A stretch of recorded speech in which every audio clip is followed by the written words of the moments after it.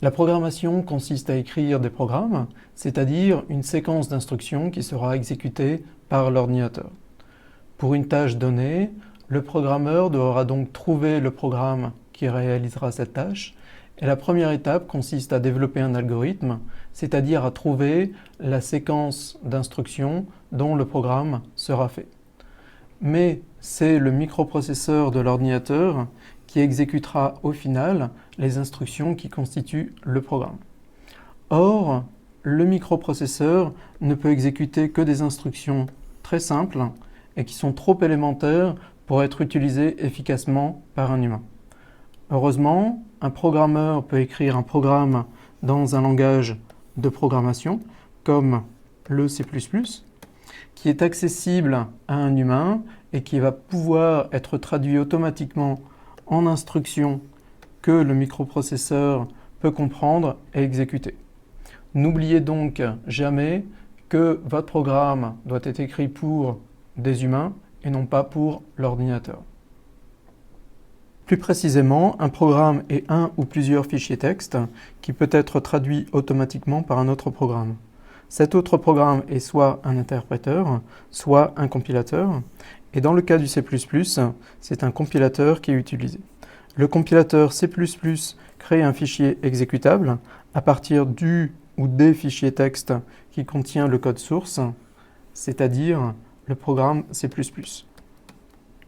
Ce fichier exécutable contient les instructions que le microprocesseur va pouvoir exécuter.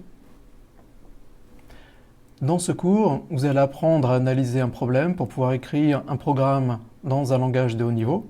Le langage sera ici le C++, mais nous nous efforcerons de rester généraux et vous apprendrez des principes qui seront valables pour la plupart des langages de programmation. Pour un problème donné, vous allez d'abord devoir concevoir la séquence d'instructions que le programme devra exécuter. Ensuite, écrire le programme C++ qui correspond à cette séquence d'instructions. Ensuite, compiler votre programme pour créer un programme exécutable. Il se peut en pratique que la compilation échoue parce que votre programme ne respecte pas les règles du C++ et que le compilateur n'a donc pas pu le traduire. Dans ce cas, il vous faudra corriger votre programme C++ pour qu'il respecte effectivement les règles du C++. Souvent, le compilateur produira des messages d'erreur qui pourront vous guider dans la correction de votre programme. Quand votre programme peut enfin être compilé, vous pouvez l'exécuter pour pouvoir le tester. Et il se peut alors que le programme ne fasse pas ce que vous souhaitez qu'il fasse, parce que vous avez mal conçu la séquence d'instructions au départ. N'oubliez pas que le microprocesseur exécutera aveuglément votre programme. Il vous faut donc être rigoureux lors de la conception. Et dans ce cas, il vous faudra repenser votre séquence d'instructions, modifier votre programme en conséquence et continuer ce cycle de développement. Nous allons maintenant créer notre premier programme C++. Je vais commencer par ouvrir un environnement de développement. La solution la plus simple est sans doute d'utiliser Geany. Vous trouverez la procédure d'installation sur le site du cours. Le début de notre programme est un petit peu mystérieux et se lit --include iostream using namespace std. Donc ne cherchez pas à comprendre ces lignes pour le moment, sachez juste qu'elles sont nécessaires pour que notre programme puisse fonctionner. La suite du programme int main parenthèse ouvrante, parenthèse fermante, accolade ouvrante deviendra plus claire lors du cours sur les fonctions.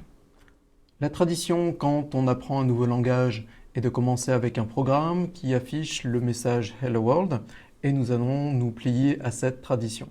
En C++, ça se fait ainsi. Cout inférieur inférieur, ouvrez les guillemets, Hello World,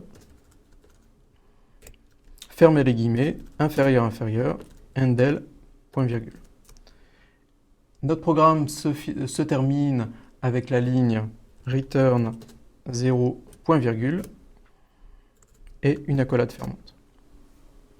Dès maintenant, faites attention à présenter votre programme clairement. Ce n'est pas nécessaire pour que votre programme puisse fonctionner. Par contre, c'est une très bonne habitude à prendre pour que vos programmes soient lisibles.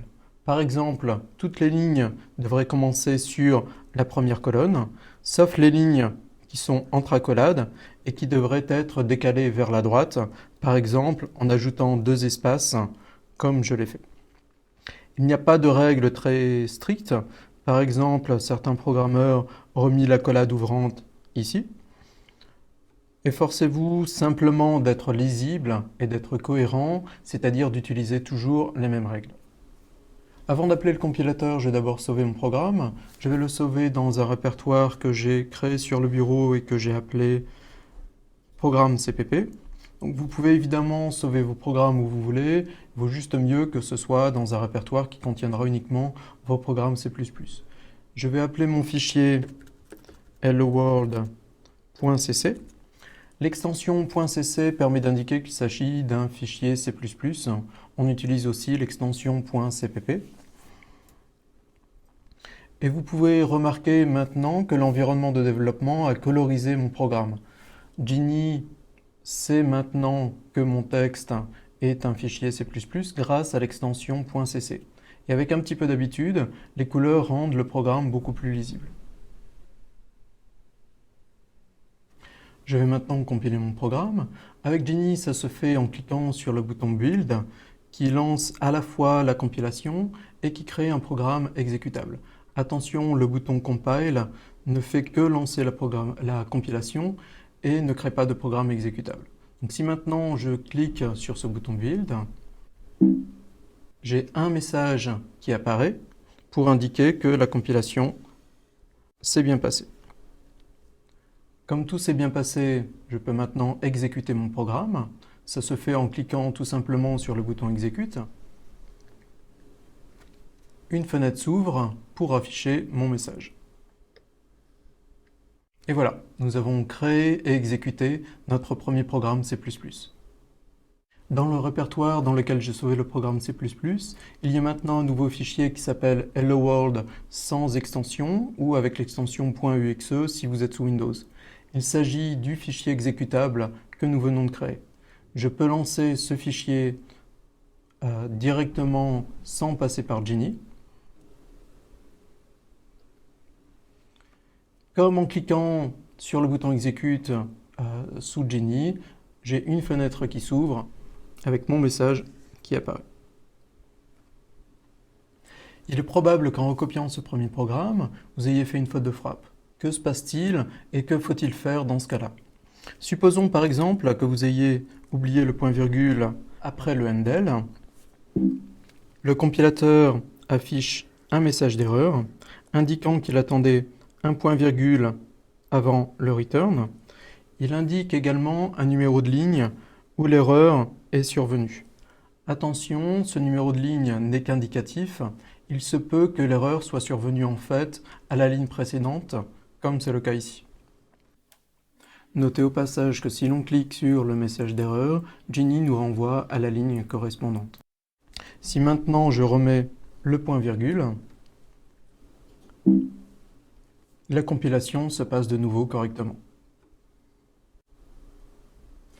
Si à la place de std, vous avez tapé sdt par exemple, dans ce cas, le compilateur va générer de nombreuses erreurs. Pas de panique, il faut toujours commencer par corriger la première erreur et ensuite recompiler. Bien souvent, une erreur apparaît à cause d'une erreur qui est survenue plus haut dans le programme. Si je corrige le sdt en std, toutes mes erreurs disparaissent. En résumé, soyez rigoureux quand vous tapez vos programmes, faites très attention à la présentation. En cas d'erreur, corrigez toujours la première erreur et recompilez. Il est très probable que cela corrigera au moins certaines des erreurs suivantes. Pour trouver votre erreur, regardez d'abord le numéro de ligne indiqué par le compilateur en vous rappelant que l'erreur est peut-être en fait survenue à la ligne précédente. Ensuite, interprétez le message d'erreur donné par le compilateur pour comprendre le problème. Donc, si vous ne l'avez pas encore fait, je vous invite maintenant à ouvrir votre environnement de développement et de créer votre propre programme Hello World.